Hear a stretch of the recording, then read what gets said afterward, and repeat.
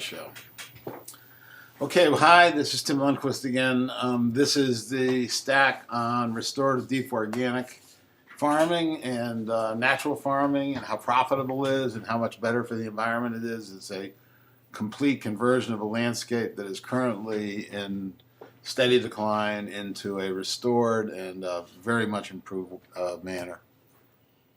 It's an interesting number, just acres and farmland, just so we have an idea about New York State, with Connecticut at less than 300,000, Massachusetts less than 400. New York State has 7.5 million acres of farmland. A lot of that's not great, but the bottom line is that's what things.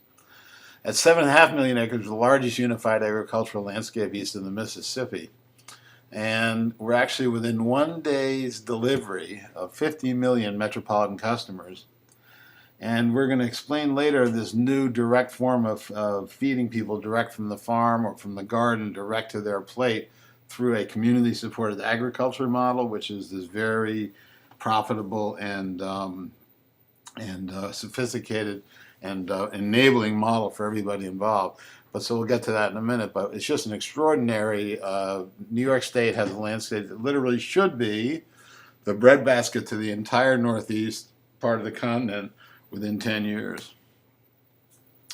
Back in the day in the late 1800s, I guess it was, they built the Erie Canal as a way of bringing in cheaper grains from the Midwest or whatever the reason was, or real estate or something. But they ended up with this waterway, which is now we can deliver the food to metropolitan New York and to Albany for less cost per calorie than any other state in the union because of this already installed infrastructure. So I met with the folks from the Erie Canal, and they gave me an interesting number at $120 a barrel. It is as cheaper to put it on a refrigerated canal barge than it is to put it in a semi to run it to New York. So in the Hudson River Valley in particular, that's why we're planning on pioneering this in both Columbia and Ulster County, it's based on this proven model, okay? And I hope this isn't turning up upstairs. I don't think it is. But let's get to the next slide. Stop. There you go. Okay. Sorry, that was a technical difficulty. Here's the growth in organics and naturals, and it's 20% a year. It's been consistent over 20 years. I mean, when are we going to wake up and start taking advantage of this market? And during that period, that 30 years, there were all these really great craft and inventive gardeners and organics, and there was a whole tradition of organic gardening that came from Europe back into the 1600s. I mean, Christ, there weren't chemicals until in the late 1800s. So it was, and here's just an example of a couple of those innovators that have come along. This is my favorite, one of my real heroes. It's Eliot Coleman, who is doing extraordinary numbers with greenhouses now that are on wheels that he can move in rotation over crops. And this gets rid of all the pathogen problems you normally find with greenhouses. And he has this very, very efficient production value now, and he grows year-round without any supplemental heat in the state of Maine. Here's another one of those operations showing about 1.5 acres worth of land with 4 rolling greenhouses, and this is producing over $90,000 for that acre. So then in 1986, a gal comes up with a wonderful new way of marketing food from the small farm, and that was that a food club or a community-supported agriculture club, members joined the farm before the season and paid their annual dues for weekly delivery of food throughout the season. So the farmer has no receivables, he has the money's in the bank, and is given to him as he delivers the share percentages over the 25-week season in New York State. And this has so many collateral benefits in terms of the health of the relationship between the customer and knowing the farmer.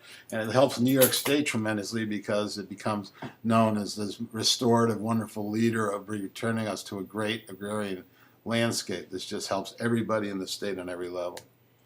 Big jobs. Here's a map at the large community-supported agriculture farm, 1,000 member shares. That's about 3,000 liters. There's 3 people are fed per share. Share costs $6.50 a year, or like 25 weeks of fresh delivery.